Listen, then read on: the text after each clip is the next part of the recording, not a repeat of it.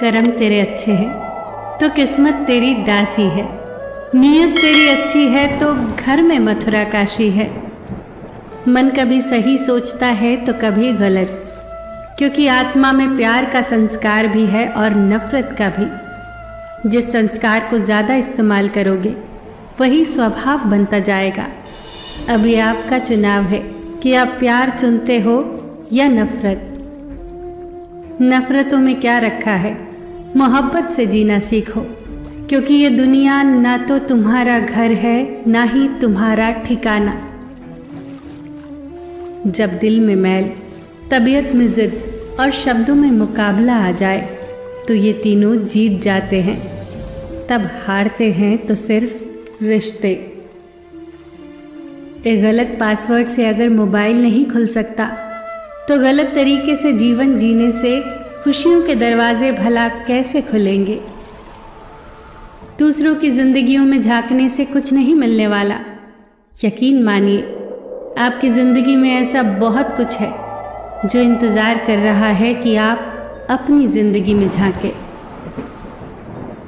माँ बाप के साथ आपका सुलूक वो कहानी है जिसे लिखते तो आप हैं, मगर आपकी संतान उसे आपको पढ़कर सुनाती है। बड़ा ख्वाब वो नहीं होता जिसमें सिर्फ आप शामिल होते हो। बड़ा ख्वाब वो होता है जिसमें आपके साथ साथ आपका परिवार, आपका समाज, आपका देश और पूरा विश्व शामिल होता है। जो इंसान खुद के लिए जीता है उसका एक दिन मरण होगा, और जो इंसान दूसरों के लिए जीता है उसका सदैव स्मरण होगा। तकलीफ़ों और दुखों में सब्र से काम लिया करो, क्योंकि सोने को आग से आजमाया जाता है और इंसान को तकलीफ़ों और दुखों से। कभी ये मत सोचिए कि आप कुछ भी नहीं हैं, कभी ये भी मत सोचिए कि आप ही सब कुछ हैं। हमेशा यही सोचिए कि आप कुछ तो हैं जो बहुत कुछ कर सकता है। जिंदगी से शिकायत मत रखो, सोचो कि जो कुछ मिला बेहतरीन मिला, और जो ना मिल सका तो बेहतर ही हुआ। जब जिंदगी में सुकून कम हो जाए तो प्रार्थनाओं का वक्त बढ़ा लो और ईश्वर से बात करो। अपने दुखों से निकलने का रास्ता उन्हीं से मांगो। अपने रब से अपनी कमज़ोरियों का सच्चे मन से जिक्र किया करो।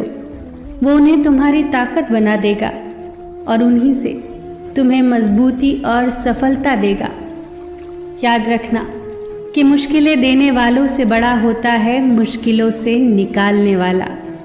अगर ये बात समझ में आ जाए तो मुश्किलें ज़्यादा दिन नहीं टिकती।